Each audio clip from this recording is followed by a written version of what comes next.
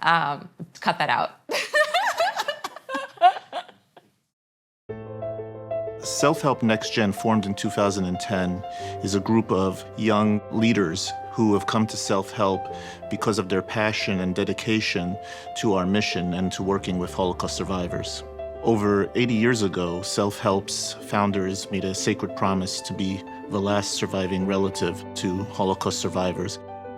Jessica and Kate are the co-chairs of Next Gen, and they are a dynamic duo that lead that group. I've always sought out ways to meaningfully interact with Holocaust survivors. It's kind of been the core of my identity since a very young, curious child who spent an extraordinary amount of time with my grandmother, who was a Holocaust survivor of blessed memory. Jessica was one of the key caregivers, if not the primary caregiver, to her grandmother, Anya. My mother is a Holocaust survivor. She escaped Kiev, Ukraine on the last train out of that ravaged city. She lost her father and uncle in Babi Yar. And that story was told to all of us and to Jessica again and again. And I think sometimes people are connected through their soul in a way that you can't predict and you can't plan. It just happens, and that's the way the package comes. And that was Jessica and my mother-in-law. From her early ages, she always wanted to learn more about the history of her family, the people who perished in the Holocaust, not only in our family, but the entire Jewish community. I think that our generation and our peers have this immense responsibility to be the stewards of the memory of 6 million souls.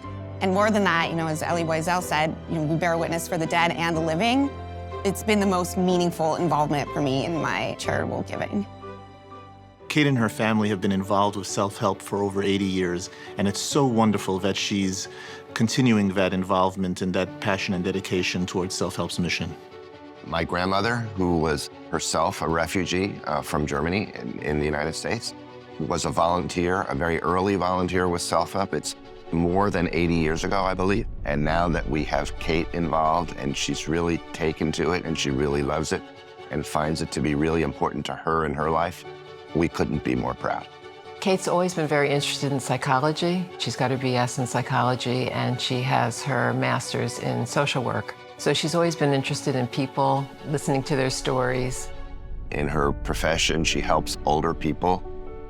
She always knows the story about these people that she's helping. I think being involved with Self-Help shows what a wonderful person she is. She's very caring, she's very kind, and she's got a big heart. Self-Help is just the most amazing organization. I can't wait to continue on until my kids can be on the board. As a native Russian speaker, I have the really amazing opportunity to be able to speak with many of the survivors in their native language as well. Jessica communicated weekly with a survivor during the pandemic. His family was not nearby, and so he felt incredibly isolated and lonely. And she was basically doing check-ins on people when we were all sort of isolated. People on Next Gen, they have such a big heart towards Holocaust survivors. Either their grandparents are one or somebody in their family was a Holocaust survivor.